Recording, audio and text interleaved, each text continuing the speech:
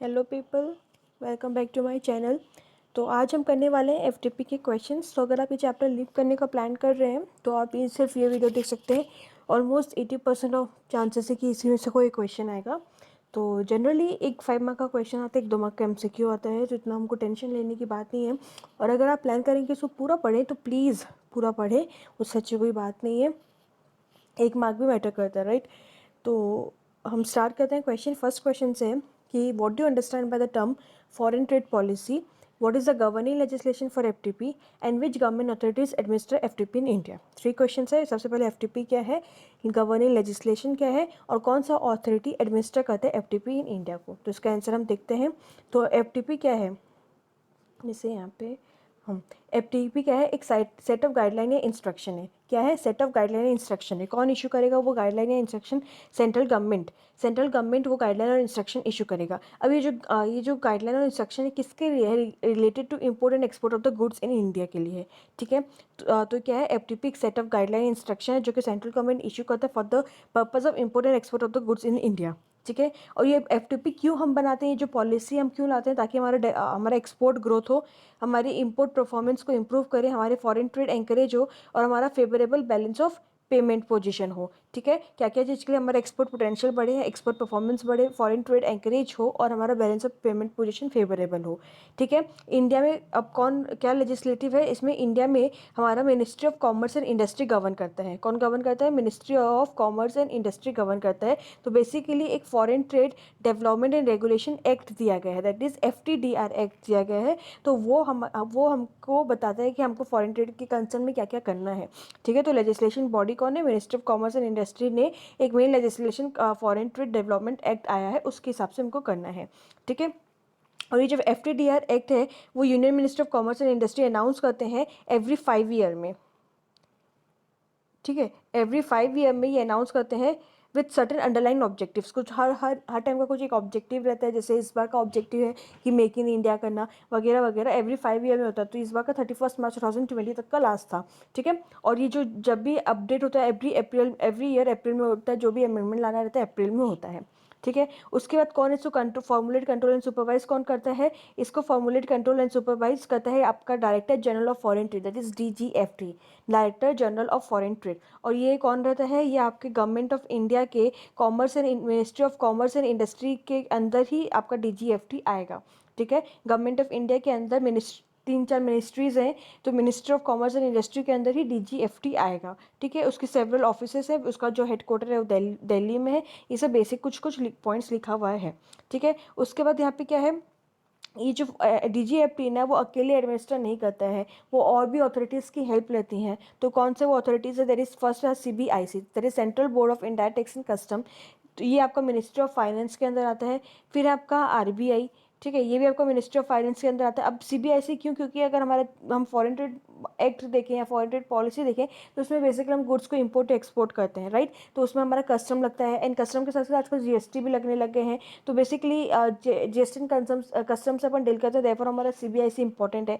अब reserve bank of India क्यों आता है? रिजर्व बैंक ऑफ इंडिया इसलिए आता है क्योंकि हम एक्सपोर्ट इंपोर्ट करते हैं, हम फॉरेन करेंसी से डील करते हैं। और हमने ऑलरेडी फेमा चैप्टर में पढ़ रहा है कि जो भी फॉरेन एक्सचेंज कंट्रोल्स होते हैं वो हमारे आरबीआई देखता है, राइट। तो इसमें हमको आरबीआई का आ गया। एंड थर्ड हमारा स्टेट वेट डिपार्टमेंट भी वो रहता है। ठीक है। तीसरा पिलर हमारा स्टेट वेट डिपार्टमेंट है। क्लियर है। अब आते हैं हम सेकेंड क्वेश्चन में। फर्स्ट क्वेश्चन क्लियर है। अब है हमारा सेकेंड क्वेश्चन।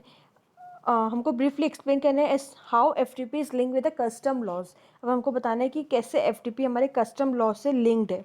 तो सबसे पहले the FTP is closely knit with the custom law of India. However, the policy do not override the tax law. मतलब जो ये है कि हमारा कस्टम एक्ट है और हमारा फॉरेन ट्रेड पॉलिसी है, तो टैक्स हमारा जो एक्ट है वो कभी भी मतलब हमारा जो पॉलिसी है वो कभी भी ओवरराइड नहीं करेगा टैक्स को। तो पॉलिसी की जो प्रोविजंस है वो ओवरराइड नहीं करेंगे टैक्स लॉज को। और उसके बाद एक चीज़ और यहाँ पे लिखना था कि लिखना है आपको कि इसमें जो भी ये होते हैं, जैसे कि जो भी एक्ट्स हैं हमारे, कस्टम एक्ट हो या जीएसटी के, आईजीएसटी एक्ट, सीजीएसटी एक्ट, हमारे फॉरेन ट्रेड पॉलिसी, हमारे cess, GST compensation cess act, ये सब जो एक्ट है हमको इसको आइसोलेशन में नहीं पढ़ना है। जब हम उसको अच्छा हमको इंटरप्रेट करना है तो इसको आइसोलेशन में इंटरप्रेट नहीं करना है, हमको एज अ होल पढ़ के इसको इंटरप्रेट करना है, ठीक है।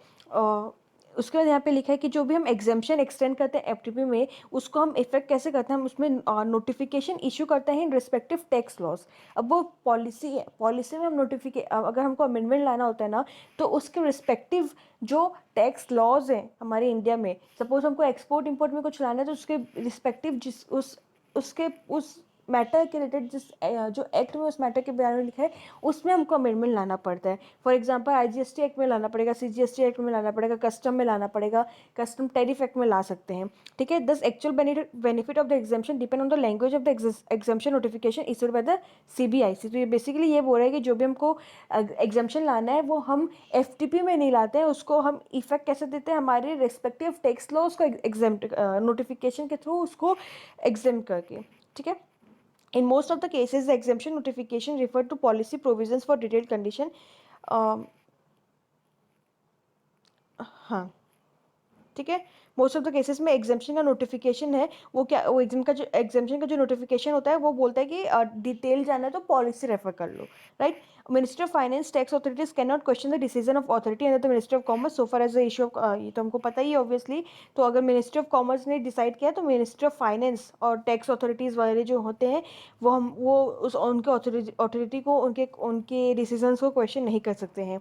और जो डिसीजन ऑफ डीजीएफटी होगा वो फाइनल एंड बाइंडिंग होगा अगर किस किस एस्पेक्ट में, अगर इंटरप्रिटेशन करना है कोई भी प्रोविज़न का, या जो हमारे जो एचबीपी के प्रोसीजर्स है, प्रोविजंस है, जो हमारे आयात निर्यात फॉर्म में, या फिर हम जो क्लासिफिकेशन है, ठीक है। तो मतलब डीजीएफटी के जो भी डिसीजंस होंगे विद रिगार्ड्स टू इंटरप्रिटेशन, चाहे वो प्रोविज़न हो, चाहे वो हमारा हैंडबुक ऑफ प्रोसीजर हो। हैंडबुक ऑफ प्रोसीजर में क्या होता है ना, basically procedure expect of foreign trade policy रहता है।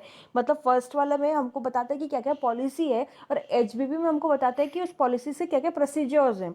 तो हम अगर हमको कोई भी प्रोसीजर्स को इंटरप्रेट करना है, हमको कोई भी फॉरेन ट्रेड पॉलिसी को इंटरप्रेट करना है, कोई भी आयात निर्यात फॉर्म को इंटरप्रेट करना है, तो डीजीएफटी का जो से है वो फाइनल एंड बाइंडिंग रहेगा। एंड सेकेंड है हमारा जो क्लासिफिकेशन ऑफ आइटम है, जो कैसे क्लासीफाई होगा, वो इंपोर्ट होगा, वो एक्सपोर्ट होगा, हमको शेड्यूल में दिया गया है। तो उसका क्लासिफिकेशन के लिए भी हमारा जो डीजीएफटी का डिसीजन है वो फाइनल एंड बाइंडिंग होगा, ठीक है। तो हमारे हो गए 2 क्वेश्चंस हो गए। अब नेक्स्ट क्वेश्चन में जाते हैं। थर्ड क्वेश्चन क्या बोल रहा है, enumerate the various matter in respect of which policies and regulations are framed under FTP. तो हमारे किस किस मैटर में हमारे पॉलिसीज एंड प्रोसीजर्स फ्रेम होते हैं। तो फॉलो, ये बेसिकली आपके चैप्टर्स नंबर दे दिया है, मतलब जो एफटीपी पॉलिसी में चैप्टर नंबर से इंडिकेट किया, तो ये है कि चैप्टर नंबर 2 हमारा क्या है, क्या क्या जनरल प्रोविजंस है रिगार्डिंग इंपोर्ट एंड एक्सपोर्ट, क्या क्या जनरल प्रोविजन से रिगार्डिंग इंपोर्ट एंड एक्सपोर्ट आपका चैप्टर 2 में दे दिया है। फिर आपका ये स्कीम है MEIS एंड SEIS जो कि मैं आपको बताऊंगी, वो आपको चैप्टर 3 में दिया है। उसके बाद duty exemption and remission scheme आपको चैप्टर 4 में दिया है, इसमें आपका advance authorisation, duty drawback, DFIA, ये सब वाले आ जाएंगे। उसके बाद एक्सपोर्ट प्रमोशन EPCG स्कीम आपको चैप्टर 5 में दिया है। EOU ESTP STP आपका चैप्टर 6 में है। डीम एक्सपोर्ट चैप्टर 7 में है। And quality complaint and trade dispute के बारे में आपको चैप्टर 8 में दिया है। और अगर स्पेशल इकोनॉमिक जोन के बारे में हमको SEZ एक्ट को रेफर करना पड़ेगा, ठीक है। अगेन क्या क्या है, सबसे पहले आपका जनरल प्रोविजन है, उसके बाद आपका MEIS EIS, यहाँ पे आपका ये रिवॉर्ड स्कीम के अंदर आता है, ये वाला जो पोर्शन है ये आपका रिवॉर्ड स्कीम के अंदर आता है। फिर ये आपका duty exemption and रेमिशन, duty exemption में आपका एडवांस ऑथराइजेशन एंड DFIA आ जाएगा, एंड रेमिशन के अंदर आपका ड्यूटी ड्रॉबैक स्कीम आ जाएगा। फिर आपका EPCG आएगा, EOU वाला आएगा, डीम्ड एक्सपोर्ट आएगा, and quality complaints and trade disputes आएंगे, ठीक है। तो इसको एक बार पढ़ के जाना है। ओके, नेक्स्ट क्वेश्चन देखते हैं हम क्या बोल रहे हैं। नेक्स्ट क्वेश्चन नंबर 4 आपको ट्रू फॉल्स दे रहा है, तो हम डिस्कस करते हैं, उसमें आपको रीजंस भी देना है, ठीक है। तो फर्स्ट क्वेश्चन है कि अगर कोई भी डाउट अराइज हो रहा है इन respect of interpretation of any provision, आपको क्वेश्चन पढ़ने की जरूरत ही नहीं, आपको समझ में आ गया होगा कि किधर जा रहा है, कि अगर कोई भी हमको डाउट है इंटरप्रिटेशन में तो हम किसकी तरफ जाएंगे, मतलब किसका डिसीजन फाइनल होगा। तो यहाँ पे बोल रहा है कि if any doubt arise in respect of interpretation of any provision of FTP the set doubt should be forwarded to CBIC whose decision there should be final binding. तो ये ऑब्वियसली फॉल्स है, अभी हमने जस्ट पढ़ा है कि हमको इसमें DGFT के पास जाना है, और DGFT का जो डिसीजन होगा वो फाइनल एंड बाइंडिंग होगा, ठीक है, सेकंड क्वेश्चन में आते हैं। अच्छे बार हम इसको देख रहे थे, इसकी वर्डिंग्स क्या है। ओके देखो, फॉल्स, इफ एनी क्वेश्चन और doubt arise in respect of interpretation of any provision of the FTP, set question और doubt ought to be refer to किसको, डीजीएफटी। ठीक है, जिसका डिसीजन हमारे पास फाइनल होगा एंड बाइंडिंग होगा। क्लियर। अब नेक्स्ट हम जाते हैं सेकंड क्वेश्चन।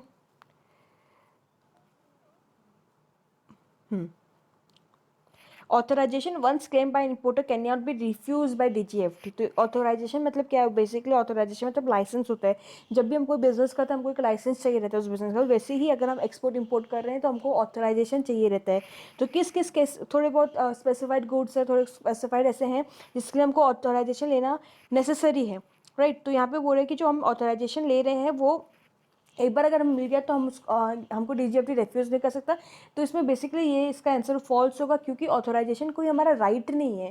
जैसे हमको राइट्स मिलते हैं वैसा हमारा कोई राइट नहीं है, वो डीजीएफटी का से है। उसको अगर लगे कि हाँ हम बिना कोई विलफुल मेलिशियस इंटेंशन से अगर हम एक्सपोर्ट इंपोर्ट करना चाहें तो हमको ऑथराइजेशन दे सकते हैं। एंड कभी भी चाहे वो हमारा ऑथराइजेशन को रिवोक कर सकते हैं हम उसमें, ये हमारा राइट नहीं है। ठीक है, तो यही बोल रहे हैं कि no person may claim an authorisation as a right and DGFT shall has power to refuse to grant और renew the same in accordance with the provision. ठीक है, तो वो आइदर वो रिफ्यूज टू ग्रांट है तो वो दे ही नहीं सकता, मतलब उसको अगर मन करे तो वो नहीं देगा, या फिर वो दिया एक बार और उसको वो रिन्यू ना करे। ठीक है, हाउएवर उसमें डीजीएफटी का मोनोपोली नहीं रहेगा। ऑब्वियसली वो जो भी डिसीजन लेगा वो एज पर एफटीडीआर एक्ट होगा। ठीक है, क्लियर है। Second question. थर्ड क्वेश्चन में आते हैं। हाँ, यहाँ पे बोल रहे हैं कि आईईसी मतलब इंपोर्ट एक्सपोर्ट कोड। ओके, तो इंपोर्ट एक्सपोर्ट कोड क्या है, इंपोर्ट एक्सपोर्ट कोड, ये वाला एक इंपॉर्टेंट क्वेश्चन है। तो आईईसी का डेफिनेशन मतलब आईईसी के बारे में 3-4 लाइन आपके बुक में लिखा होगा, वो एक बार पढ़ लीजिएगा। तो आईईसी एक unit 12 digit pan based alpha numeric code है जो कि पर्सन को अलॉट कर रहा है फॉर अंडरटेकिंग एनी इंपोर्ट या एक्सपोर्ट एक्टिविटी। तो सब चीज़ राइट है इसमें, बस ये जो 12 डिजिट है वो 12 डिजिट नहीं होता है, वो 10 डिजिट होता है। ठीक है, और ये अल्फ़ा न्यूमेरिक ही होता है। मतलब ये बेसिकली आईसी कोड कुछ नहीं, हमारा पैन कोड, पैन नंबर ही रहता है। हाँ, तो यहाँ पे लिखा है IC is a unique 10 digit code allotted to a person for undertaking import export activities. Clear है, तो ये हमारा 10 डिजिट रहता है। तो ये वाला याद रखना, इसमें बेसिकली हमको हमारा ज़्यादा इंपॉर्टेंस अल्फ़ा न्यूमेरिक में चला जाएगा या फिर किसी और में चला जाएगा। बस यहाँ पे एक छोटा 10 से 12 में काफ़ी कन्फ्यूजन होता है। ठीक है, तो हमेशा याद रखना ये 10 डिजिट कोड रहता है। नेक्स्ट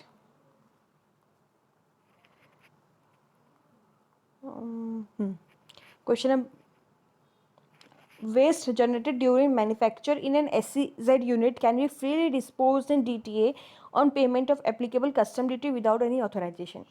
ठीक है, तो क्या बोल रहा है कि जब भी हम SEZ यूनिट में मैन्युफैक्चर करते हैं तो ऑब्वियसली कुछ वेस्ट प्रोडक्ट्स भी हम उसके साथ आते हैं। तो क्या हम उसको फ्रीली डोमेस्टिक टेरिफ एरिया में डिस्पोज कर सकते हैं या बेच सकते हैं, बस हम उसमें कस्टम ड्यूटी पे कर दें। मतलब उसमें क्या हमको ऑथराइजेशन चाहिए क्या डीजीएफटी का, अगर हम उसमें कस्टम ड्यूटी पे कर रहे हैं तो भी क्या हमको ऑथराइजेशन चाहिए क्या, वो पूछ रहे हैं।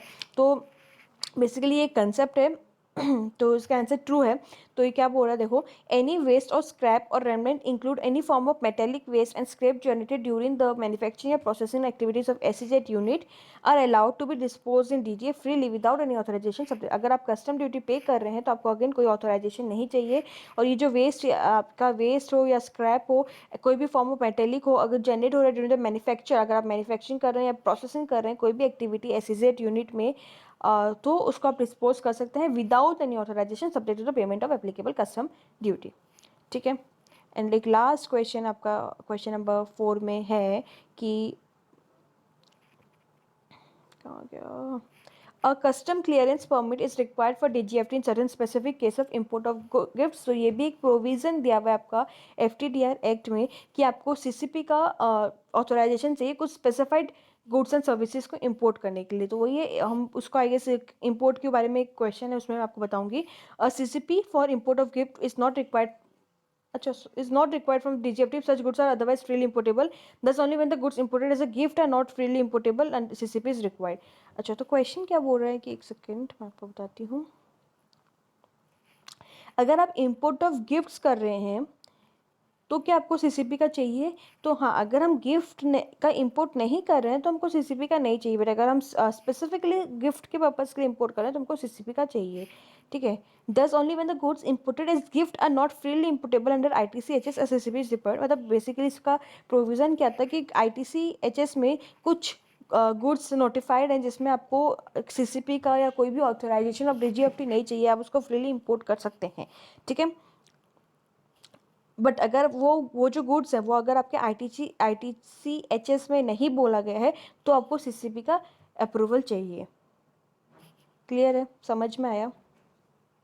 अब हम आते हैं क्वेश्चन नंबर 5 में। क्वेश्चन नंबर 5 के लिए कंसेप्ट मैं आपको बता दूँ, पहले क्वेश्चन नंबर 5 पढ़ते हैं। इसमें है, अच्छा पहले ये जो कंसेप्ट है मैं वो आपको क्लियर कर देती हूँ। ओके, तो इसका कंसेप्ट ये है कि जब भी हम इंपोर्ट कर रहे हैं कोई भी कैपिटल गुड, चाहे वो कैपिटल गुड हम रीफर्निशिंग के लिए, रिपेयरिंग के लिए भी कर रहे हैं, तो उसमें हमको ऑथराइजेशन नहीं चाहिए। हाउएवर अगर हम कोई भी लैपटॉप वगैरह इंपोर्ट कर रहे हैं या कोई भी सेकेंड हैंड गुड्स इंपोर्ट कर रहे हैं तो उसमें हमको ऑथराइजेशन चाहिए, ठीक है। ये मैंने एक वीडियो और डाल रखा है FTP में, उसमें अच्छे से समझा रखा है मैंने। तो यहाँ पे क्वेश्चन क्या बोल रहा है कि मिस्टर ए लैपटॉप लाए USA से और वो such laptop has been use by mister sir, मतलब ये सेकेंड हैंड लैपटॉप है, राइट। तो हमने क्या पढ़ा, सेकेंड हैंड कैपिटल गुड्स हैं, अगर हम वो उसमें हमको ऑथराइजेशन नहीं चाहिए। हाउएवर अगर हम पर्सनल चीज़ें हमारी सेकेंड हैंड लैपटॉप हुआ या अदर देन कैपिटल गुड्स अगर हमारा कोई भी है सेकेंड हैंड का, तो उसमें हमको ऑथराइजेशन चाहिए। तो यही हमारे कैपिटल गुड्स में नहीं आएगा, ये हमारा पर्सनल गुड्स में आएगा, तो इसमें हमको ऑथराइजेशन चाहिए। तो यहाँ पे यही बोल रहा है कि एक लैपटॉप लाया USA से, वो सेकंड हैंड था, and mister A contented that he can freely import such laptop as baggage without any restriction. तो क्या मिस्टर ए का क्लेम राइट है? तो नहीं, उसका क्लेम राइट नहीं है। हम मिस्टर वो जो हमारे ये पर्सनल वाले एरिया में आएगा। Therefore import of one laptop computer, तो वैसे तो हमारे बैगेज में हमने पढ़ा, बैगेज चैप्टर ऑफ कस्टम में हमने पढ़ा कि वो एग्जेम्प्ट होगा होल कस्टम ड्यूटी से। फर्दर FTP बोल रहा है कि provided import of second hand laptop requires authorisation. In view of the above, mister A claim is not correct as second hand laptop can be imported only against an authorisation. Clear? Okay, next question number 6 है, state in brief policy for import of samples. Import of samples के बारे में बताना है कि क्या concept है regarding import of samples. कहाँ गया? हाँ, ठीक है। अगर हम कोई भी no authorisation is required for import of bona fide technical and trade samples, these are importable freely, ठीक है। तो कोई भी अगर हम बोनाफाइड टेक्निकल या ट्रेड सैम्पल्स करें तो उसके लिए हमको कोई ऑथराइजेशन नहीं चाहिए। तो बेसिकली अगर हम इंपोर्ट फॉर सैम्पल कर रहे हैं तो प्राइमा फेसी हमको कोई भी ऑथराइजेशन नहीं चाहिए, ठीक है। और sample up to ₹3 lakh can be imported by all the exporters without duty. तो अगर उनको अगर एक्सपोर्टर्स को, मतलब जो एक्सपोर्टर्स को, ठीक है, ये लाइन याद रखना, बाय ऑल द एक्सपोर्टर्स। तो जो भी सैम्पल हम क्यों लेते हैं कि हमको टेस्ट करना है कि वो कैसा आएगा, राइट। तो पहले हम एक बार थोड़ा सैम्पल मंगवाते हैं, सैम्पल बेसिस में मंगवाते हैं, फिर हमको अगर वो जमता है तो फिर हम और मंगवाते हैं, इंपोर्ट करते हैं। तो जो भी हम सैम्पल मंगवा रहे हैं, तो अगर वो 3 लाख रुपीज़ तक है तो वो फ्रीली इंपोर्ट कर सकते हैं, मतलब हमको ड्यूटी पे नहीं करना पड़ेगा, इंपोर्ट ड्यूटी पे नहीं करना पड़ेगा, ठीक है। Authorisation for import of sample is required only in case of vegetable seeds, बीज एंड न्यू ड्रग्स। अगर हम वेजिटेबल सीड्स या बीज या कोई न्यू ड्रग मंगा रहे हैं तभी हमको ऑथराइजेशन चाहिए। Sample of tea up to ₹2000 per consignment will be allowed without authorisation.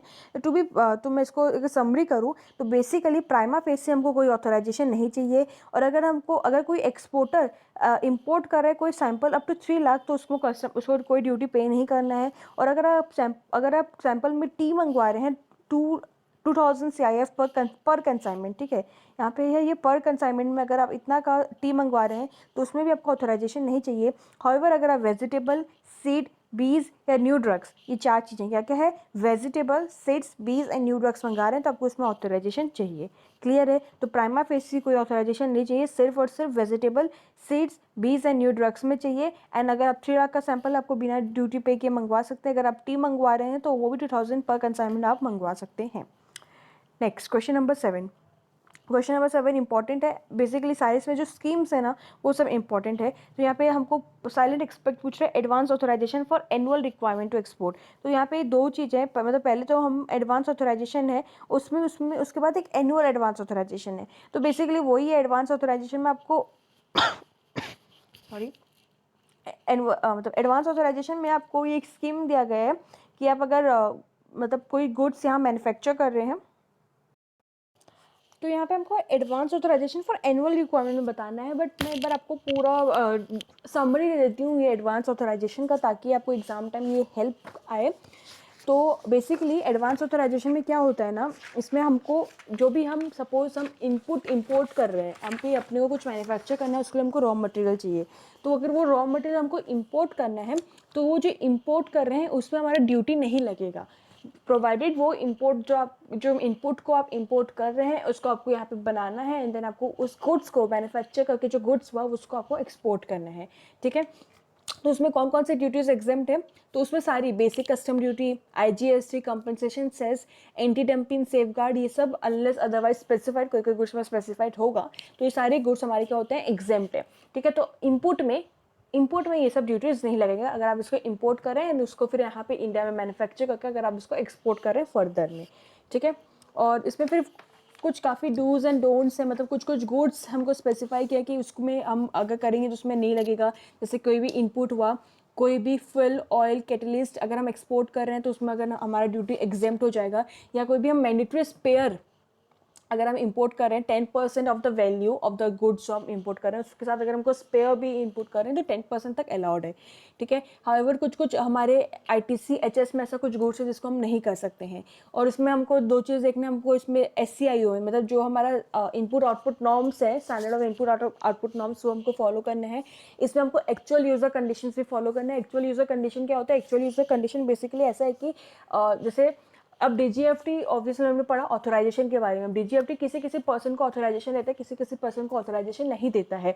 तो अगर आप नॉर्मल, जिसमें आपको नॉर्मल गुड्स सर्विसेज है, तो बेसिक बिना ऑथराइजेशन के भी आप नॉर्मल गुड्स को इंपोर्ट कर सकते हैं, एक्सपोर्ट कर सकते हैं। हाउएवर अगर आप एडवांस ऑथराइजेशन स्कीम आपको ऑप्ट करना है तो सिर्फ वो पर्सन को इनपुट में ये टैक्स नहीं लगेगा अगर उनके पास एक्चुअल यूज़र कंडीशन है। दैट मीन्स अगर DGFT ने खुद उसी पर्सन को ऑथराइजेशन दिया है और वही पर्सन जिसको ऑथराइजेशन मिला है, वही पर्सन इनपुट को या फ्यूल को या ऑयल को अगर इंपोर्ट कर रहा है for the purpose of manufacturing of the goods for the purpose of exporting, तो ही ये स्कीम आएगा। ठीक है, तो इसमें आपका एक्चुअल यूज़र कंडीशन इंपॉर्टेंट है, आपको एक्चुअल यूज़र कंडीशन करना है। उसके बाद यहाँ पे मिनिमम वैल्यू एडिशन है। दैट मीन्स अगर आप यहाँ पे सपोज गुड्स यहाँ पे आप 100 रुपीज़ में एक बना रहे हैं, तो मतलब मिनिमम आपको 15% वैल्यू ऐड करके उसको एक्सपोर्ट करना है। मतलब अगर आप एक्सपोर्ट कर रहे हैं और आपको 15% भी कमाई नहीं हो रही है तो हम गवर्नमेंट का ये लॉस ही होगा। ठीक है, तो मिनिमम 15% हमारा वैल्यू एडिशन होना चाहिए।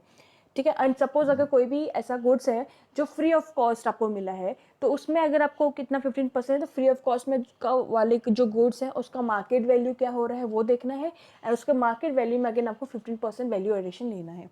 ठीक है, उसके बाद यहाँ पे अभी जो बात आते हैं वो है हमारा एनुअल एडवांस ऑथराइजेशन के बारे में। एनुअल एडवांस ऑथराइजेशन क्या होता है, ये क्या होता है, ये कोई बड़े बड़े लोग हैं जो कि सपोज अब उनका काम ही एक्सपोर्ट करना, इंपोर्ट करके मैन्युफैक्चर करके एक्सपोर्ट करना, वो मतलब बहुत ही ह्यूज बल्क में वो एक्सपोर्ट कर रहे हैं। ठीक है, तो क्या वो हर एक एक्सपोर्ट से पहले एडवांस ऑथराइजेशन लेंगे क्या, नहीं। तो उनके लिए क्या करते हैं, एनुअली उनको ग्रांट दे देते हैं, मतलब कुछ एक स्पेसिफिक कंडीशंस अगर वो फुलफिल करेंगे तो उनको 1 साल के लिए ऑथराइजेशन दे देते हैं कि तुमको बार बार नहीं आना पड़ेगा, तुमको 1 साल में एक बार आना पड़ेगा। ठीक है, तो ये किसको किसको देते हैं, तो ऑल स्टेटस सर्टिफिकेट होल्डर्स को देते हैं, और जो उनको देते हैं जिनका पास्ट एक्सपोर्ट परफॉर्मेंस है। ठीक है, प्रेसिडेंट 2 ईयर्स में पास्ट एक्सपोर्ट परफॉर्मेंस है, तो वो यहीं पे यही बोल रहा है, पढ़ते हैं किसको किसको हम एडवांस ऑथराइजेशन देंगे। कहाँ है, एनुअल एडवांस ऑथराइजेशन इशू होगा वो एक्सपोर्टर का जिसका पास एक्सपोर्ट परफॉर्मेंस है for at least 2 financial year to enable them to import the input required by them on annual basis. ठीक है, तो ये बेसिकली हमारा ये एटलीस्ट 2 फाइनेंशियल ईयर वाला इंपॉर्टेंट है, तो इसमें आपको MCQ हो सकता है कि 3 ईयर का है या 4 ईयर का है, तो वो वाला जगह। ठीक है, advance authorisation for annual basis can be only on a basis of prescribe manner and not on ad hoc norms. अच्छा, अब यहाँ पे कितने तक का आपको क्या मिलेगा, limit of annual advance authorisation क्या है, तो कितना मिलेगा, तो जो भी आपका एक्सपोर्ट आप कर रहे हैं प्लस अगर कोई आपका डीम्ड एक्सपोर्ट हो रहा है, दोनों को ऐड कर लेंगे, उसका 300% तक, या फिर 1 crore whichever is higher, मतलब उतना रॉ मटेरियल बिना ड्यूटी पे किए ला सकते हैं 1 साल में। ठीक है, कितना, एक्सपोर्ट प्लस डीम एक्सपोर्ट का 300% या फिर 1 crore whichever is higher. तो वही बोला है कि in term of CIF value import will be grant up to 3% of FOB value of physical export in present financial year और FR value of deemed export. तो FOB आपका physical export का, FOR आपका डीम एक्सपोर्ट का, that means आपका export plus deemed export, ठीक है, उसका 300%, या फिर आपका 1 crore rupees whichever is higher, उतना आप मंगवा सकते हैं, ठीक है, क्लियर है। तो ये आपका पूरा एडवांस ऑथराइजेशन मैंने बार रिवाइज करा दिया है। और जो भी नोट्स एक बार आपके पास हैं, वीडियो को पॉज करके उस एडवांस ऑथराइजेशन का नोट्स पूरा पढ़ लीजिए, आपका क्लियर हो जाएगा, ठीक है। उसके बाद यहाँ पे पूछ रहा है सेकंड नेक्स्ट क्वेश्चन, सेकंड कहाँ आ गई मैं, हाँ ये रहा question number 8। What are the salient features of DFIA, that is Duty Free Import Authorization Scheme, which duties are exempted under this scheme? तो DFIA अगेन हमारा एडवांस ऑथराइजेशन से बहुत हद तक सिमिलर है, थोड़ा सा ही डिफरेंसेस है। तो सबसे डिफरेंस पहला यही है कि इन टर्म्स ऑफ कौन कौन से ड्यूटी एग्जाम्प्ट होंगे। तो जैसे हमारा एडवांस ऑथराइजेशन में सारी ड्यूटीज एग्जाम्प्ट थी, बस DFIA में सिर्फ और सिर्फ हमारा बेसिक कस्टम ड्यूटी एग्जाम्प्ट होगा, हमारा IGST सेस वगैरह जो भी है वो सब हमारे ड्यूटीज़ में लगेंगे, ठीक है। तो ये भी DFIA is issue to allow duty free import of inputs, वही है, इनपुट्स के लिए आप ड्यूटी फ्री ले सकते हैं, ऑयल कैटलिस्ट जो कि हमको यूज़ होता है for the production of export product, वही सेम है। और बट यहाँ पे यहाँ पे देखो only basic custom duty exempt होता है। एडवांस ऑथराइजेशन और DFIA में मेजर डिफरेंस अगर हम बोलें तो यही है कि इसमें सिर्फ और सिर्फ बेसिक कस्टम ड्यूटी एग्जाम्प्ट होता है, ठीक है। DFIA shall be issued on post-export basis for the product for which CIN has been notified. Separate DFIA shall be issued for each CIN in each port. तो वही हमने पढ़ा, standard input output norms. Okay, उसके बाद no DFIA shall be issued for वही actual user condition वाला ही बोल रहा है, ये भी एक्चुअल यूज़र कंडीशन जो मैंने आपको एडवांस ऑथराइजेशन में समझाया वही है। फिर holder of DFIA has an option to procure the material for indigenous advanced ARO invitation DFIA may obtain support without obtaining ARO। उसके बाद यहाँ पे ये देखो, ये वाला एक इंपॉर्टेंट है कि इसमें 20% वैल्यू एडिशन है, उसमें 15% वैल्यू एडिशन था, इसमें 20% वैल्यू एडिशन है, बाकी सब सेम है, ठीक है। एक बार वर्डिंग्स पढ़ना है आपको, वर्डिंग्स पढ़ लीजिएगा। बस मेजर डिफरेंस यही है कि जो बेसिक कस्टम ड्यूटी है वो खाली इसमें लगेगा, और इसमें 20% ऑफ इम्पोर्ट वैल्यू आपका मिनिमम एडिशन होना चाहिए। बाकी वही आप इनपुट फ्यूल, ऑयल, कैटलिस्ट मंगवा सकते हैं, मैंडेटरी स्पेयर्स अप टू 10% मंगवा सकते हैं।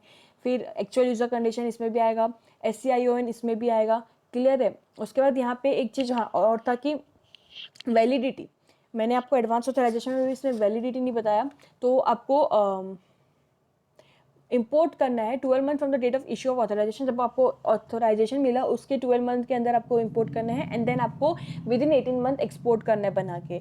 ये था आपका एडवांस ऑथराइजेशन के बारे में। और DFIA में आपको एक एप्लीकेशन, ऑनलाइन एप्लीकेशन फाइल करना है, वो डिपार्टमेंट बताएगा आपको कि कितना तक आपको इंपोर्ट करना है, कितने तक इंपोर्ट करना है, एंड आप फिर उस एप्लीकेशन के बेसिस में इंपोर्ट करेंगे। और फिर जब वो आपको एप्लीकेशन इशू हुआ है उसके 12 मंथ के अंदर आपको एक्सपोर्ट एप्लीकेशन करने हैं अपने, ठीक है। एक बार इस वीडियो को पूरा दोनों वीडियो पॉज करके आपका DFIA और एडवांस ऑथराइजेशन कर लीजिए, आपका इन वीडियो के साथ ही 10 मिनट एक्स्ट्रा लेगा, हो जाएगा, क्लियर है। अब नेक्स्ट क्वेश्चन में आते हैं हम। क्वेश्चंस अच्छा, answer the following question with reference to the provision of duty credit scrip under export from India scheme under FTP 2015 and 20। तो इसमें आपको ड्यूटी क्रेडिट स्क्रिप्ट के बारे में पूछ रहा है। ये ड्यूटी क्रेडिट स्क्रिप्ट हमने रिवॉर्ड स्कीम में पढ़ा, that is MEIS and SCIS में पढ़ा है। तो अब मैं इसको भी आपको रिवाइज करा देती हूँ। ओके, तो सबसे पहले मैं ड्यूटी क्रेडिट स्क्रिप्ट के बारे में बता दूँ। एक छोटा सा पॉइंट है कि ये जो होता है ना, फर्स्ट की जो अब ड्यूटी क्रेडिट स्क्रिप्ट क्या है, ये बेसिकली E-वॉलेट टाइप का होता है, जो आपको कैशबैक वगैरह मिलता है, वैसे ही टाइप का कुछ एक होता है। और उसके जो हमको मिलता है उसको हम for the payment of duties पे करने के लिए हम उसको यूज़ कर सकते हैं, मतलब BCD या एडिशनल कस्टम ड्यूटी जो भी होता है हमारा, ये सेंट्रल एक्साइज ड्यूटी, उसको पे करने के लिए हम यूज़ कर सकते हैं। हाउएवर हम IGST, GST, ये सब सेस, ये सब UTGST, SGST ये सब पे नहीं कर सकते हैं, सिर्फ हम BCD, एक्साइज ये सब पे कर सकते हैं। और कंपोजिशन फ़ीस अंडर FTP, जैसे कि एप्लीकेशन फ़ीस, अगर हमको ऑथराइजेशन के लिए कोई एप्लीकेशन फ़ीस वगैरह देना है तो उसके लिए भी आप यूज़ कर सकते हैं। और duty in import of capital goods under lease financing के लिए भी आप कर सकते हैं। बस एक रेस्ट्रिक्शन है कि GST, CGST वगैरह के लिए नहीं कर सकते। और ये जो स्क्रिप्ट होते हैं वो ईजिली ट्रांसफरेबल होते हैं, मतलब उसको मार्केट में सेल भी कर सकते हैं। और इसकी जो वैलिडिटी है वो 24 मंथ की होती है। 24 मंथ कहाँ से, from the date of issue से आपका 24 मंथ रहेगा और मस्ट बी वैलिड। जब आप उसको एक्चुअल में यूज़ कर रहे हैं जब उस स्क्रिप्ट को, तो उस टाइम वैलिड रहना चाहिए, ठीक है। उसके बाद है कि हाँ इतना ही है। अब हम क्वेश्चन करते हैं, देखते हैं हमसे बन रहा है कि नहीं। तो यहाँ पे फर्स्ट क्वेश्चन है कि Rishita provide service eligible for SEIS। उसने सर्विस वाला service export from India scheme में अप्लाई किया था, उसमें उसने सर्विस को प्रोवाइड की। She want to sell SEIS script earn by her, can she do so. तो ऑब्वियसली हमने पढ़ा कि ये सी ट्रांसफरेबल होता है, तो येस। उसके बाद सेकंड क्वेश्चन है, बाद में एक साथ हम पढ़ लेंगे, ठीक है। नेक्स्ट क्वेश्चन है कि can a manufacture instead of importing the imports shows the same indigenous without the payment of GST। तो क्या वो ये बोल रहा है कि मतलब वो मैन्युफैक्चरर है, तो वो जब इंपोर्ट कर रहा है तो वो क्या विदाउट पेमेंट ऑफ GST वो कर सकता है क्या। तो इसमें बेसिकली इसका क्वेश्चन, इसका आंसर यही है कि जो हमारा ये GST का पेमेंट में हमारा स्क्रिप्ट यूज़ नहीं होता है तो उसको GST पेमेंट करना पड़ेगा। हाउएवर अगर कोई कस्टम ड्यूटी, एक्साइज ड्यूटी अगर कुछ है तो उसमें वो स्क्रिप्ट को यूज़ कर सकता है, ठीक है। तो इसका आंसर आपका नो हो जाएगा, इसका यस था। थर्ड क्वेश्चन है, an exporter was issued duty credit script dated 15th of July, what is 2020, what is the period which he must utilise the. तो ये मैंने बताया कि 24 मंथ्स है, तो 24 मंथ्स काउंट कर लीजिएगा तब तक का। उसके बाद नेक्स्ट है कि एक्सपोर्टर एक्सपोर्टेड लेदर फुटवेयर। अच्छा ये स्क्रिप्ट के बारे में नहीं, MEIS के बारे में मैं बताऊँगी, पहले इतना पढ़ लेते हैं।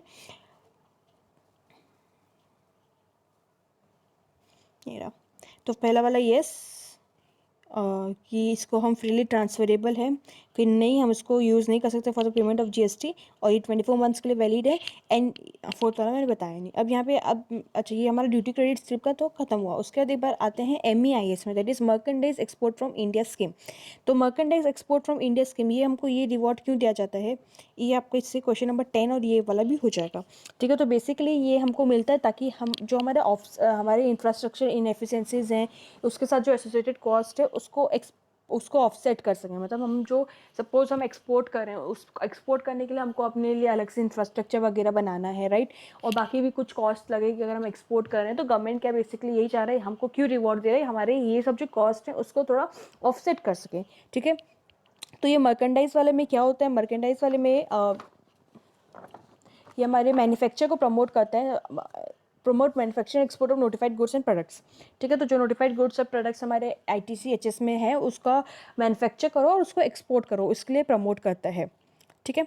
और तो इसमें बेसिकली क्या क्या रिवॉर्ड्स मिलता है, तो जो नॉर्मल रिवॉर्ड्स क्या मिलता है, तो realisable FOB value of export in free foreign exchange.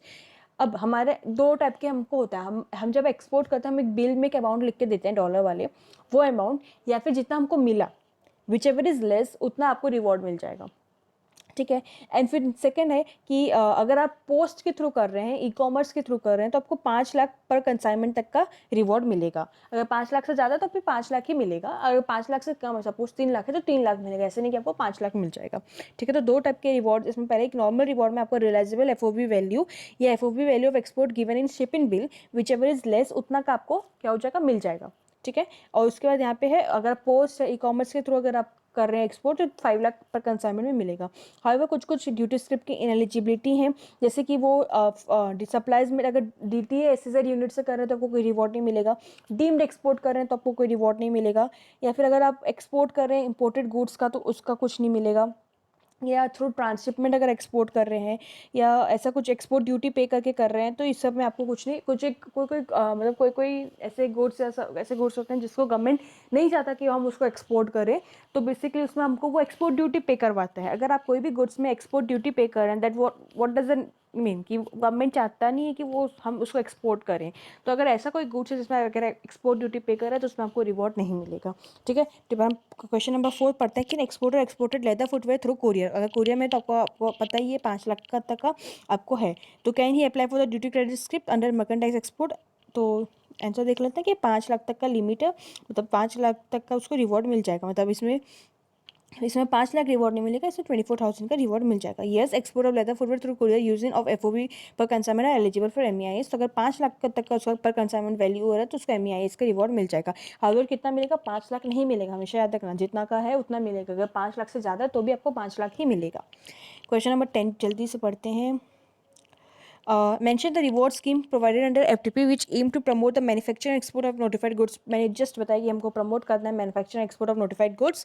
और discuss the basis of computation of reward scheme under the said scheme. How can it issue and how can the duty credit script issued under this scheme can be utilized. तो वही है जो मैंने बताया. ये पर एक plain read कर देते हैं.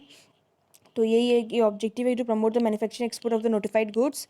और इसमें हमारा ये रियलाइजेबल एफओवी वैल्यू या फिर हमारे शिपिंग बिल में जो हो रहता है विच एवर इज लेस वो करना है. और अगर हम this script can be use for the payment of custom duties on import. और मैंने बताया कि क्रेडिट स्क्रिप्ट किस में यूज़ होता है. हमारे सारे टाइप ऑफ कस्टम ड्यूटीज़ वगैरह में आप पे कर सकते हैं. हाउएवर बस जीएसटी वगैरह में पे नहीं कर सकते हैं. उसके साथ साथ आप कंपोजिट फीस भी पे कर सकते हैं. आपका जो एफटीपी के पॉलिसी के अंदर आपको जो एप्लीकेशन फ़ीस वगैरह पे करना पड़ता है उसमें भी आप पे कर सकते हैं. ठीक है. तो ये आपका MEIS हो गया और आपका ड्यूटी क्रेडिट स्क्रिप्ट भी होगा. तो अभी हम कौन से क्वेश्चन में, क्वेश्चन 20 हो गया और हम क्वेश्चन नंबर 11 में और 10 क्वेश्चन हमारे पास. ठीक है. अभी हमको बताना है what are the selling features of post export EPCG scheme. Okay, now तो क्वेश्चन नंबर 11 में आते हैं. एक्सप्लेन सेलिंग फीचर्स ऑफ आ गया पोस्ट एक्सपोर्ट EPCG स्कीम. और यहीं पे अगर आप क्वेश्चन नंबर 18 देखेंगे तो यहाँ पर आपको significant features of EPCG scheme कुछ है एंड क्या type of capital goods import नहीं होंगे. तो मैं काम करती हूँ, मैं दोनों को साथ में पढ़ा देती हूँ. ठीक है. यहाँ पे आपको मैं बता देती हूँ. EPCG स्कीम पढ़ते हैं, 5 मिनट लगेगा आपको. एग्ज़ाम में आपको रेफर करना नहीं पड़ेगा. EPCG स्कीम, तो यहाँ पे EPCG स्कीम में क्या होता है ना, आपको कैपिटल गुड्स अगर आप इंपोर्ट कर रहे हैं 3 टाइम पे, आइदर वो प्री हो सकता है या ड्यूरिंग प्रोडक्शन हो सकता है या पोस्ट हो सकता है. अगर आप कैपिटल गुड्स इंपोर्ट कर रहे हैं ड्यूरिंग प्रोडक्शन, पोस्ट प्रोडक्शन या प्री प्रोडक्शन, तो आपको BCD, IGST एंड आपको जो सेस है, अगर ये सब आपकी जो एक्सपोर्ट ड्यूटी है, ये सब अगर आपको ड्यूटी पे करना पड़ता है तो इसमें आपको क्या मिल जाएगा, एग्जाम्पशन मिल जाएगा. तो आपको ना BCD पे करना पड़ेगा, ना IGST पे करना पड़ेगा, ना सेस पे करना पड़ेगा. ठीक है. उसके साथ साथ यहाँ पे एक और यहाँ पे एक जो नई बात है वो है कि इंडिजीनियस परचेज अलाउ किया गया है. दैट मीन्स अगर आपके पास EPCG का ऑथोराइजेशन है तो आप हमारे डोमेस्टिक मैन्युफैक्चरर से भी कैपिटल गुड्स इंपोर्ट कर सकते हैं और हम उसमें भी आपको क्या कर देंगे, उसमें भी हम आपको बेनिफिट प्रोवाइड कर देंगे. अब यहाँ पे सिर्फ और सिर्फ हम कैपिटल गुड्स यहाँ पे आएंगे. इसमें हमारे रॉ मटेरियल वगैरह नहीं. कैपिटल गुड्स अगर आप इंपोर्ट कर रहे हैं, ये कैपिटल गुड्स कौन से हो जाता है, हमारे कंप्यूटर के सॉफ्टवेयर सिस्टम्स या हमारे spares, moulds, jigs, furnitures, fixtures, ये सब हो जाएंगे. बट कौन कौन से कैपिटल गुड्स नहीं आएंगे, कौन कौन से कैपिटल गुड्स नहीं आएंगे, एक तो हमारा सेकेंड हैंड. ठीक है. एक तो हमारा सेकेंड हैंड नहीं आएगा. ठीक है. उसके बाद अगर नेक्स्ट है वो है इलेक्ट्रिसिटी. अगर हमारा जो कैपिटल गुड्स हम मंगवा रहे हैं वो हमारे जनरेशन या डिस्ट्रीब्यूशन या ट्रांसमिशन ऑफ पावर, इलेक्ट्रिसिटी, चाहे वो कैप्टिव कंजप्शन के लिए है कि चाहे हम उसको एक्सपोर्ट कर रहे हैं या चाहे हम उसको डिम एक्सपोर्ट कर रहे हैं, तो किसी में भी हमको अगर इलेक्ट्रिसिटी, अगर हम कैपिटल गुड्स मंगवा रहे हैं इलेक्ट्रिसिटी के जनरेशन, ट्रांसमिशन के लिए, तो उसमें भी हमको ये क्या बोलते हैं, EPCG स्कीम नहीं लगेगा. ठीक है. उसके बाद यहाँ पे नेक्स्ट बोल रहा है कि क्या कंडीशंस हैं. तो यहाँ पे आपको कंडीशन ये दिया है कि हम कब देंगे आपको ये सब BCD, IGST एंड सेस में हम कब आपको एग्जाम्पशन देंगे, अगर आपका एक्सपोर्ट ऑब्लिगेशन EO. ठीक है. अगर आपका एक्सपोर्ट ऑब्लिगेशन 6 टाइम्स है. 6 टाइम्स क्या चीज़ का, जितना आपने ड्यूटी सेव किया. ड्यूटी सेव मतलब जितना आपका IGST लगता, जितना आपका BCD लगता, उसमें जितना आपका ड्यूटी सेव हुआ है उसका 6 टाइम्स आपको एक्सपोर्ट ऑब्लिगेशंस लाने हैं इंडिया में. टाइम पीरियड क्या है इस ऑब्लिगेशन को लाने के लिए, तो 6 ईयर्स है. तो 6 टाइम्स इन 6 ईयर्स. ठीक है. उसके बाद यहाँ पे और भी कुछ बातें हैं कि अगर मतलब यही सब है. एक्चुअल यूज़र कंडीशन होना चाहिए. ठीक है. यहाँ पे आपको अगर आप ग्रीन टेक्नोलॉजी प्रोडक्ट यूज़ कर रहे हैं तो ग्रीन टेक्नोलॉजी अगर आप यूज़ कर रहे हैं तो यहाँ पे आपको जो स्पेसिफिक ऑब्लिगेशन होगा आपका वो सेल बी 75% ऑफ EO. आपका जो EO जो 6 टाइम्स था, तो 6 टाइम्स का 75% ही आपको फुलफ़िल करना है अगर आप ग्रीन टेक्नोलॉजी यूज़ कर रहे हैं तो. या फिर अगर आपने फास्ट फुलफिलमेंट किया, दैट मीन्स आपने 3 ईयर या लेस में 75% ऑफ एक्सपोर्ट ऑब्लिगेशंस अगर आपने कर लिया तो आपको अर्ली EO फुलफिलमेंट माना जाएगा. हम लोग मान लेंगे. ठीक है. आपको पूरा 6 टाइम्स नहीं जाना पड़ेगा. अब 3 साल में आपने अगर 75% ऑफ एक्सपोर्ट ऑब्लिगेशन फुलफिल कर लिया तो माना जाएंगे कि आप आराम से कर सकते हो. तो आपको एक्सपोर्ट जो 6 टाइम्स वाला एक्सपोर्ट ऑब्लिगेशन है वो हट जाएगा. ठीक है. उसके बाद यहाँ पे हाँ यही सब है। उसके बाद कोई नॉर्थ ईस्टर्न स्टेट्स है, नॉर्थ ईस्टर्न रीजन है, जम्मू कश्मीर है, उसमें भी अगर आप अगेन आपका जो एक्सपोर्ट ऑब्लिगेशन है वो रिड्यूस हो जाएगा।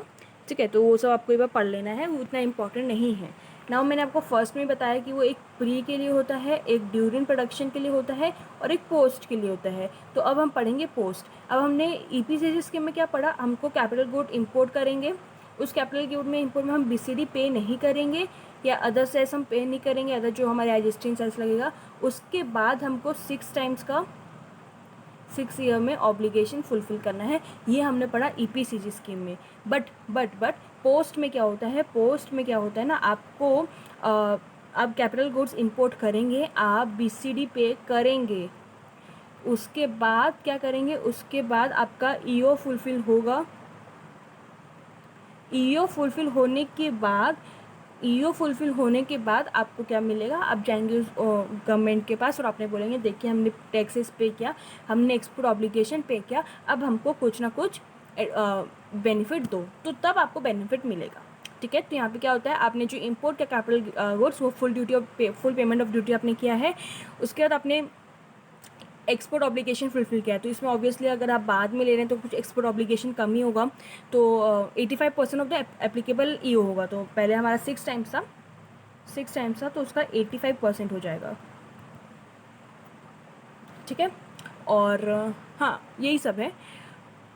ठीक है, तो ये था आपका, बाकी सब जो कंडीशंस हैं ईपीसीजी का और पोस्ट ईपीसीजी का सेम रहेगा, बस बातें यही थी कि इसमें आपको बाद में मिलेगा और 85% of the specific export obligation हो जाएगा। और मैंने आपको बताया था इंडिजीनियस वाला भी, इंडिजीनियस में भी कम हो जाएगा। जैसे किसमें कम होगा, एक ईपीसीजी स्कीम में प्राइमा फेसी 6% है, पर अगर आप ग्रीन टेक्नोलॉजी यूज़ करें तो 75% हो जाएगा। अगर आप अर्ली इंसेंटिव फुलफिल कर ले रहे हैं तो वो भी 75% हो जाएगा।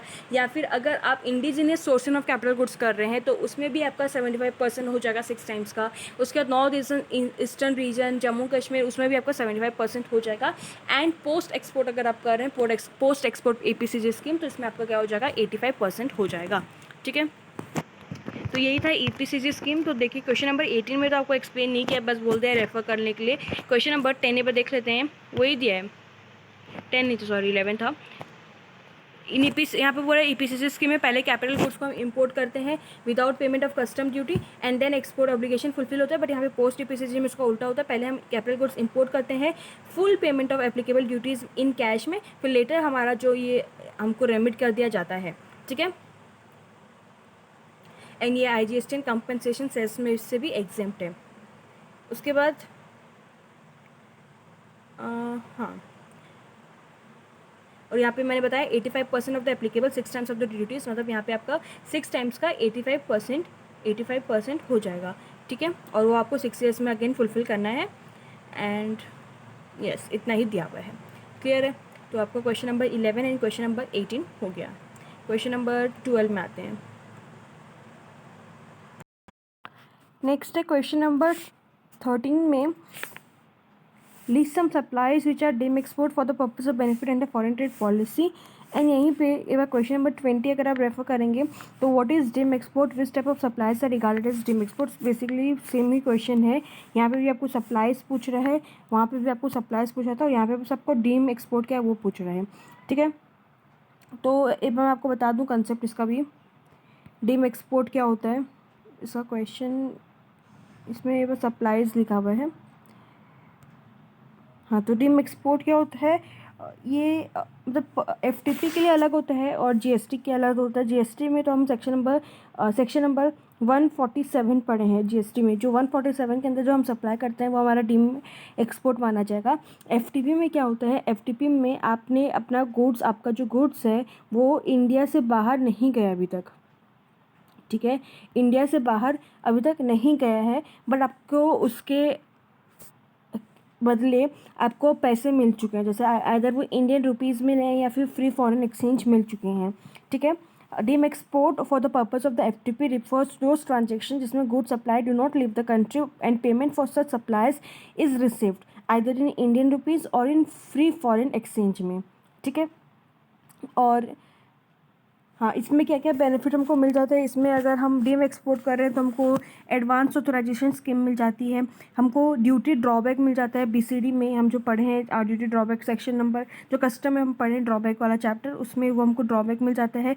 उसके साथ हमारी जो एक्साइज ड्यूटी है उसका भी हमको रिफंड मिल जाता है, प्रोवाइडेड अगर आप सैंडविच क्रेडिट अवेल नहीं किया। ऑब्वियसली अगर आप सैंडविच क्रेडिट अवेल कर ले तो आपको ड्रॉबैक तो ऑलरेडी मिल चुका है, तो आपको एक्साइज ड्यूटी भी रिफंड नहीं होगा। ठीक है, हाँ, तो ये कुछ बेनिफिट्स हैं। अब हम आते हैं कि कौन कौन से सप्लाईज़ हैं जो कि हम डीम एक्सपोर्ट मानते हैं। तो अगर हम भी कोई भी सप्लाई कर रहे हैं अगेंस्ट एडवांस ऑथराइजेशन DFIA, तो वो हमारे लिए डीम एक्सपोर्ट है। EOU, STP, ESTP, BTP में हम अगर कोई कर रहे हैं, तो EPCG ऑथराइजेशन में कुछ कर रहे हैं, तो marine freight container by 100% EOU कर रहे हैं, तो UN या इंटरनेशनल ऑर्गेनाइजेशन के लिए कुछ हम सप्लाई कर रहे हैं, या फिर हमारा न्यूक्लियर प्रोजेक्ट के लिए अगर हमको सप्लाई कर रहे हैं, या कुछ ऐसा मेगा पावर प्रोजेक्ट उसके लिए अगर हमको सप्लाई कर रहे हैं जिसमें हमको पावर जनरेशन करना है, या फिर हमारा जीरो कस्टम ड्यूटी में अगर हम प्रोजेक्ट को इंपोर्ट किए हैं और अगर हम इंटरनेशनल कॉम्पिटिटिव बिडिंग में कर रहे हैं, तो वो हमारा क्या हो जाएगा, डीम एक्सपोर्ट हो जाएगा।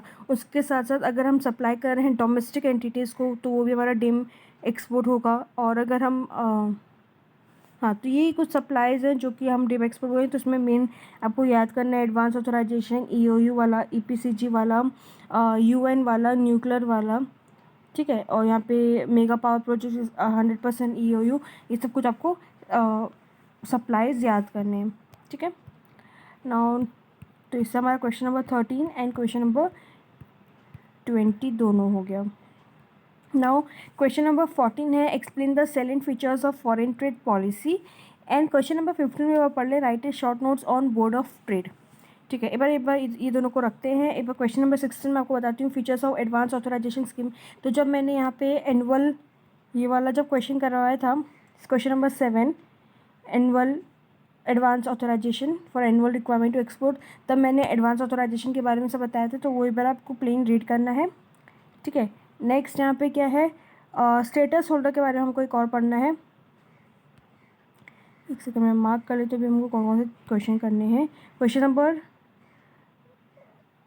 14 करना है, 15 करना है, 17 करना है। ठीक है, 18 में हमको EPCG स्कीम के बारे में बोला है, तो हमारा 18 हो चुका है, एंड 19 बचा है, एंड 20 भी हमारा हो चुका है। तो एक बार हम जल्दी से आते हैं क्वेश्चन नंबर 14 एंड 15 में। यहाँ पे बेसिकली आंसर तो लिखा नहीं है, तो मैंने यहाँ पे फ़ोटोज़ डाल दी हैं, इससे आपको बता देती हूँ क्या है।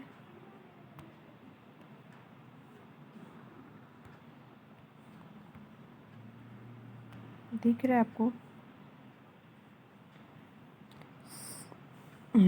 साइलेंट फीचर्स ऑफ FTP क्या है, तो इसमें क्या क्या की एट्रीब्यूट्स हैं FTP के। तो यहाँ पे बोल रहे हैं कि जो एक्सपोर्ट और import of goods and services होते हैं वो बेसिकली फ्री रहते हैं unless specifically regulated by the provision of the policy. तो हमारे यहाँ तो इंपोर्ट रेगुलेटेड है।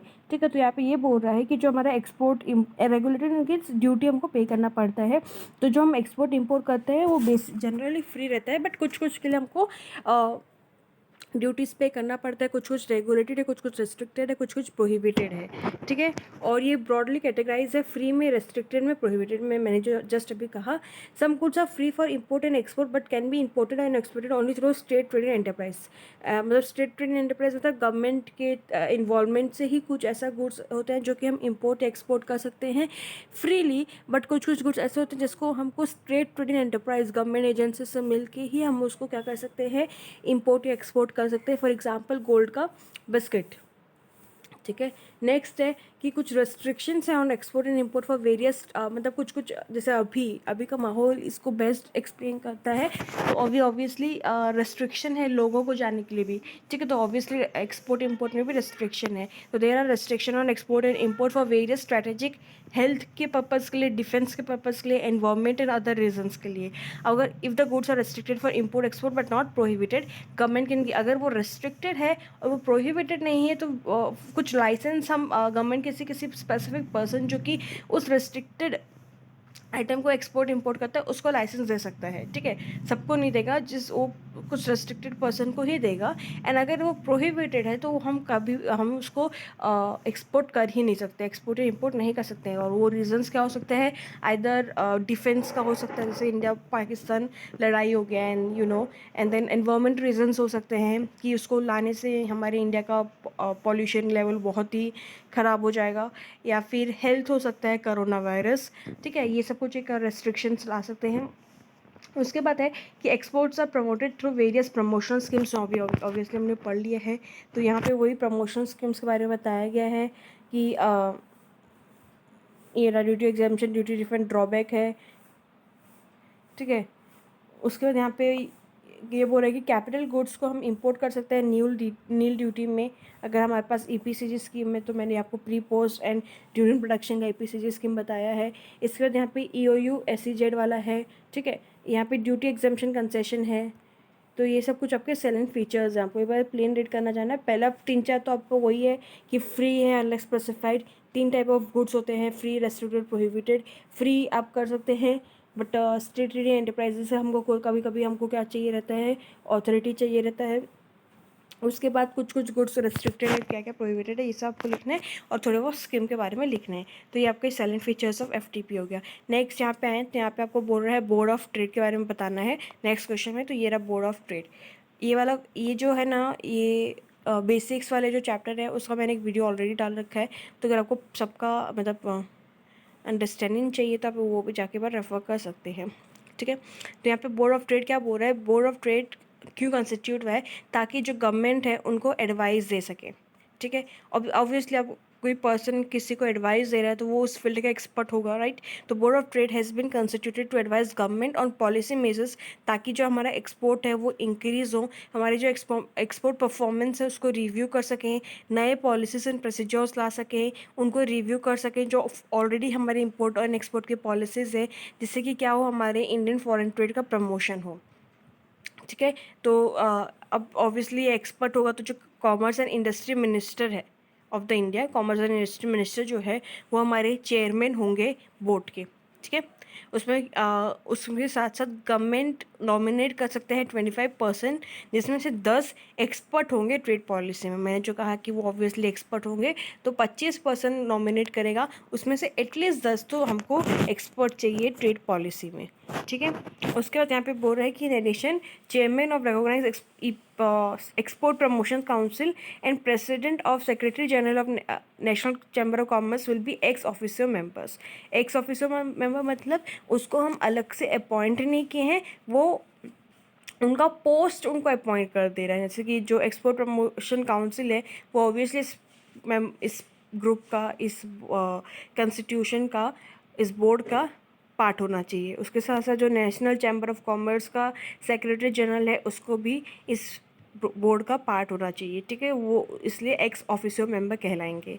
और इनका मीटिंग कब होगा, एटलीस्ट वंस एवरी क्वार्टर में इन लोग मीट करेंगे, डिस्कस करेंगे, ठीक है। तो हमने क्या क्या पढ़ा है इसमें कि ये एडवाइस देते हैं पॉलिसी मेजर्स में। तो बेसिकली पॉलिसी मेजर्स में ये एडवाइस देते हैं, जिससे कि हमारा वो प्रमोट करना चाहते हैं इंडियन फॉरेन ट्रेड को। और इसमें 25 मेंबर्स हो सकते हैं, नॉमिनेट कर सकते हैं सेंट्रल गवर्नमेंट। उसमें से 10 एक्सपर्ट होने चाहिए, और 2 हमारे chairman of recognise export promotion council and president of secretary general भी होंगे, और इसके एक्स ऑफिसर मेंबर, और they will meet every quarter. Next आते हैं क्वेश्चन नंबर 17 में। क्वेश्चन नंबर 17 हमको क्या बोल रहा है, discuss the benefit granted under FTP to status holder. तो पहले स्टेटस होल्डर क्या होता है और उसके क्या बेनिफिट्स मैं डिस्कस कर देती हूँ। तो स्टेटस होल्डर्स वो होते हैं जो कि अपने फील्ड में एक्सेल कर चुके हैं। दैट मीन्स उनका जो फील्ड था, क्या चीज़ का उनका फील्ड है, इंटरनेशनल ट्रेड का जो उनका फील्ड है उसमें वो एक्सेल कर चुके हैं। मतलब वो ऑलरेडी इंडिया के फॉरेन ट्रेड में काफ़ी हद तक कंट्रीब्यूशन उन्होंने दे दिया है। और उसको ऑब्वियसली हम अगेन जो नए एंटरप्रेन्योर हैं उनको भी, मतलब जो स्टेटस होल्डर हैं वो नए एंटरप्रेन्योर को भी अभी गाइडेंस दे सकते हैं, ठीक है। तो उनको हम क्या बोलेंगे, स्टेटस होल्डर। तो उनका कोई एक्सपोर्ट परफॉर्मेंस होना चाहिए, राइट। उनका एक्सपोर्ट परफॉर्मेंस होना चाहिए करेंट में एंड प्रीवियस 3 फाइनेंशियल ईयर में। Current and previous 3 financial year में उनका एक्सपोर्ट परफॉर्मेंस होना चाहिए। हालांकि अगर आप जो जेम या ज्वेलरी सेक्टर में अगर आपका एक्सपोर्ट इंपोर्ट चल रहा है तो आपका वो 3 की जगह 2 फाइनेंशियल ईयर हो जाएगा। ठीक है, current and previous 3 financial year में या 2 प्रीवियस फाइनेंशियल ईयर में आपका एक्सपोर्ट परफॉर्मेंस होना चाहिए। अब बात आती है एक्सपोर्ट परफॉर्मेंस किसको बोलते हैं। तो जो आपका एक्सपोर्ट परफॉर्मेंस है वो FOB वैल्यू ऑफ एक्सपोर्ट होगा प्लस आपका जो FOR वैल्यू होगा किसका, डीम एक्सपोर्ट का। अब हमारा डीम एक्सपोर्ट है तो ये इंडियन रुपीज़ में भी हो सकता है, तो इसको आपको कन्वर्ट करना है फॉरेन वाले डॉलर्स में, और कौन सा रेट लेंगे, CBIC का रेट लेंगे इसमें आप। ठीक है, तो ये तो फर्क क्लियर हुआ। उसके बाद मैं आपको बताती हूँ यहाँ पे आपको क्या क्या वेटेज है, बताती हूँ क्या एक्सपोर्ट परफॉर्मेंस है। तो आपको यहाँ पे स्टार वाइज मिलेंगे, जो कि हम होटल्स जनरली स्टार वाइज रहते हैं, राइट। तो 1 star, 2 star, 3 star, 4 star and 5 star. ठीक है, अब 1 स्टार वाले के लिए $3 मिलियन एक्सपोर्ट परफॉर्मेंस होना चाहिए। सिमिलरली 2 स्टार के लिए 25 होना चाहिए, 3 स्टार के लिए 100 होना चाहिए, 4 के लिए 500 होना चाहिए एंड 5 के लिए 2000 होना चाहिए। इतने आपके $1 मिलियन एक्सपोर्ट परफॉर्मेंस होना चाहिए। तो आपको 1 स्टार मिलेगा या फिर 2 स्टार मिलेगा या फिर 3 स्टार मिलेगा या फिर 4 स्टार मिलेगा या 5 स्टार मिलेगा, उसकी बेसिस में ही। ठीक है, तो ये आपका क्या होना चाहिए, एक्सपोर्ट परफॉर्मेंस 2000। अब यहाँ पे कुछ अगेन बेनिफिट्स दिया गया है, वो पहले बात करते हैं। सबसे पहले हम बात करते हैं डबल वेटेज का। डबल वेटेज में क्या हो रहा है कि कुछ लोगों को प्रोवाइडेड वो 1 स्टार के होने चाहिए, सिर्फ इसके लिए एक बेनिफिट है डबल वेटेज वाला। इसमें क्या बेनिफिट मैं आपको बताती हूँ। कुछ लोगों को, जैसे कि हमारे हो गए MSME एंटरप्राइज हो गए, जो भी जिसका अमेंडमेंट हुआ है डेफिनेशन में अमिड द कोविड-19। उसके बाद यहाँ पे आपका नॉर्थ ईस्टर्न स्टेट्स हो गए। ठीक है, उसके बाद अगर आपका एग्री एक्सपोर्ट हुए, ठीक है, तो इनको कुछ बेनिफिट्स हैं ये डबल वेटेज वाला के लिए। इसमें क्या वेटेज है, क्या बेनिफिट है, बता देते हैं। एक प्रैक्टिकल एग्जांपल ले लीजिए। जैसे अगर आप एक्सपोर्ट कर रहे हैं, आप 1 स्टार में हैं, आप एक्सपोर्ट कर रहे हैं $1.5 मिलियन आपका जो एक्सपोर्ट परफॉर्मेंस है, और आप हैं MSME के एक बंदे। ठीक है, तो आपका जो ये एक्सपोर्ट परफॉर्मेंस है हम कितना मान लेंगे पता है। अगर आप MSME के हैं तो हम ये 1.5 मिलियन को 3 मिलियन मान लेंगे। And as per the provision, अब 3 मिलियन अगर हम आपको मान लेते हैं आपका एक्सपोर्ट परफॉर्मेंस, तो आपको क्या हो जाएगा, आपको 1 स्टार रेटिंग मिल जाएगा। बट हालांकि आपने सिर्फ और सिर्फ 1.5 मिलियन ही एक्सपोर्ट किया है, बट आपको 1 स्टार रेटिंग मिल गया है। तो ये जो डबल वेटेज है ये कुछ किसी के लिए ही है। अगर फर्स्ट तो ये खाली फर्स्ट 1 स्टार वाले के लिए हैं, और ये आपके MSME north eastern states agri export zones के लिए, इनके लिए ही आपको डबल वेटेज का बेनिफिट दिया गया है। ठीक है, और ये वंस इन अ शिपमेंट होगा, मतलब ऐसा नहीं कि हर बार हो, मतलब हर चीज़ के लिए हो। तो एक शिपमेंट में जितना सामान जा रहा है उसके लिए होगा। क्लियर है यहाँ पे। ये एक बेनिफिट हमने पढ़ा। उसके बाद और क्या क्या बेनिफिट्स हैं यहाँ पे। आपको जो भी कस्टम क्लियरेंस करना है, वो आप में इसका जो भी कस्टम क्लियरेंस होगा, अगर आप एक स्टेटस होल्डर हैं और आपको जो कस्टम क्लियरेंस करना है, आप सेल्फ डिक्लेरेशन के लिए थ्रू कर सकते हैं। ठीक है, उसके बाद जो आपके एक्सपोर्ट या इंपोर्ट के लिए जो SCION बनेगा, मतलब जो स्टैंडर्ड इनपुट आउटपुट नॉर्म्स बनेगा, वो जल्दी बन जाएगा, मतलब विदिन 60 डेज आपके पास SION रहेगा। ठीक है, उसके बाद आपको जो बैंक के थ्रू डॉक्यूमेंट्स लेना रहता है वो कम हो जाएंगे। और अगर आप 2 स्टार एक्सपोर्ट हाउस हैं तो आपको अपना खुद का एक एक्सपोर्ट वेयर हाउस बना सकते हैं। अगर आप 3 स्टार एंड अबव हैं तो आपको एक क्रेडिट ACP में आपको इजाज़त मिलेगी, जैसे एक क्रेडिट क्लाइंट प्रोग्राम जो हमने कस्टम में पढ़ा है। ठीक है, तो ये कुछ आपके बेनिफिट्स हैं। ठीक है, तो इसमें बेसिकली ये डबल वाला वेटेज का क्वेश्चन एक आ ही जाता है, तो वो एक बार पढ़ के जाना। एंड यहाँ पे शायद एक अमेंडमेंट भी आया है, पर मैं अमेंडमेंट डिस्कस कर लेती हूँ। ओके, जो अमेंडमेंट है स्टेटस होल्डर का इस बार, तो यहाँ पे गवर्नमेंट क्या बोल रहा है कि आप फ्री ऑफ कॉस्ट एक्सपोर्ट कर सकते हैं एक्सपोर्ट प्रमोशन के लिए। ठीक है, कौन कौन क्या क्या कर सकता है। तो इसमें आप अगर आपका जो अगर आप पिछले 3 साल में आपका जो एवरेज एक्सपोर्ट आएगा, एक्सपोर्ट आपने जितना एक्सपोर्ट किया है उसका जो एवरेज है उसका 2% तक आप फ्री ऑफ कॉस्ट क्या कर सकते हैं, एक्सपोर्ट कर सकते हैं। एवरेज एनुअल एक्सपोर्ट रियलाइजेशन पिछले 3 साल में जो आएगा उसका 2% आप क्या कर सकते हैं, एक्सपोर्ट फ्री ऑफ कॉस्ट कर सकते हैं। बट अगर आप जेम या ज्वेलरी सेक्टर में हैं या फिर गोल्ड या प्रीशियस मेटल सेक्टर में हैं तो ये जो लिमिट हो जाएगा ये क्या हो जाएगा, ये 2% तो एज इट इज़ रहेगा या फिर 2% और आपका 1 करोड़ आ जाएगा, विच एवर इज लोअर, जो का मतलब एनुअल लिमिट ऑफ ₹1 करोड़ या फिर 2% of average annual export realisation during 3 preceding financial year. इसमें देखना, उसमें हमने जो देखा था जो जेम सेक्टर का था उसमें वो 2 ईयर था, बट इसमें जब हम ये देखेंगे, हम ये जो एक्सपोर्ट ऑब्लिगेशन देखेंगे तो इसमें हम 3 ईयर्स देखेंगे। ठीक है, ये बात याद रखना बस। तो ये था आपका अमेंडमेंट इस बार का स्टेटस होल्डर में, इम्पॉर्टेंट है, एक बार देख लीजिएगा। ठीक है, नेक्स्ट क्वेश्चन नंबर 19 में हमको यहाँ पे कुछ शॉर्ट नोट्स बोल रहा है EOU ESTP के बेसिस में। तो सबसे पहले लास्ट जाते हैं एग्जिट। अगर हमको EOU स्कीम से एग्जिट करना है तो हम कैसे कर सकते हैं, तो ऑब्वियसली हमको प्रायर अप्रूवल चाहिए। किसका प्रायर अप्रूवल चाहिए, DC का। ठीक है, DC कौन हुआ आपका, डेवलपमेंट कमिश्नर, उसका हमको प्रायर अप्रूवल चाहिए। और इसमें जो सॉरी, इसमें आपको जो भी ड्यूटीज़ आपको, अगर आप EOU स्कीम से बाहर जाएँ तो आपको ऑब्वियसली जो ड्यूटीज़ हैं वो पे करने पड़ेंगे। तो आपको एक्साइज ड्यूटी, कस्टम ड्यूटीज़ को पे करना है। ठीक है, उसके यहाँ पे replacement repairs of imported and indigenous goods बोल रहा है। तो उसमें ये है कि जो भी हम EPC ये स्कीम में जो भी हम मैन्युफैक्चर ऑफ गुड्स करते हैं उसमें ये जो गुड्स है इसमें हमने पढ़ा है कि ट्रेडिंग यूनिट्स एलिजिबल नहीं है, राइट। तो इसमें हम जो भी मैन्युफैक्चरिंग करते हैं तो इसमें वो रिपेयरिंग करना, मार्केट रिप्लेसमेंट करना, ये सब हमारे इंक्लूड होंगे। तो जो हमारे मैन्युफैक्चरिंग के जो प्रोविजंस होंगे ये भी वही प्रोविजंस हमारे रिप्लेसमेंट रिपेयर वगैरह में भी रहेंगे। ठीक है, उसके बाद नेक्स्ट यहाँ पे आपको बोल रहा है सेल ऑफ अनयूटिलाइज मटेरियल। अगर आपका जो कोई मटेरियल अनयूटिलाइज है तो उसको आप क्या करेंगे, अगर आप उसको यूटिलाइज नहीं कर पा रहे हैं तो अगर कोई डिफरेंट EOU SEZ यूनिट है, STP यूनिट है तो उसमें आप ट्रांसफ़र कर देंगे या फिर उसको आप एक्सपोर्ट कर देंगे। अगर आपका मटेरियल आप यूज़ नहीं कर पा रहे तो उसको एक्सपोर्ट कर दो। अगर आप उसको ट्रांसफ़र कर दो या उसको एक्सपोर्ट कर दो या फिर उसको डिस्पोज ऑफ कर लो विद अप्रूवल ऑफ DTA में, डोमेस्टिक टैरिफ एरिया में, मतलब DTA में आप उसको डिस्पोज भी कर सकते हैं, बट उसमें आपको अप्रूवल चाहिए कस्टम अथॉरिटीज़ का।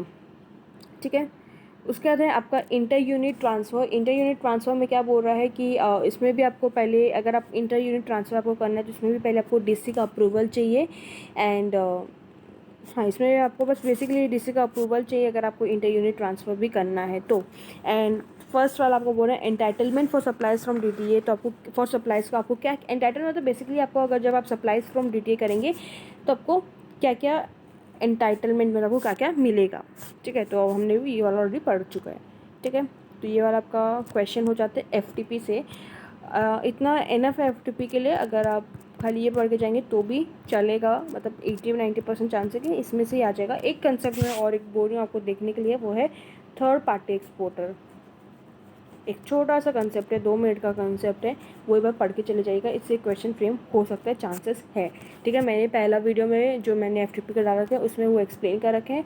तो अगर आपके पास टाइम है तो उसको आप 1.5 के स्पीड में देख लीजिएगा, आपको 1 आवर में आपका वो भी कंप्लीट हो जाएगा। ठीक है, एंड हाँ, RTP क्वेश्चन में 2020 का रिवॉर्ड स्कीम के ऊपर है, मतलब MEIS के ऊपर है। और आपका वो कोरियर में जो आपका 5 लाख का लिमिट है उसके ऊपर एक क्वेश्चन है। तो एकदम ईजी सा क्वेश्चन है, देख लीजिएगा। ठीक है, वो भी मतलब कंसेप्ट तो पूरा कवर हो ही गया इस वीडियो में। ठीक है, तो thank you guys, that's it from my side, and please like share subscribe to my channel. Thank you so much.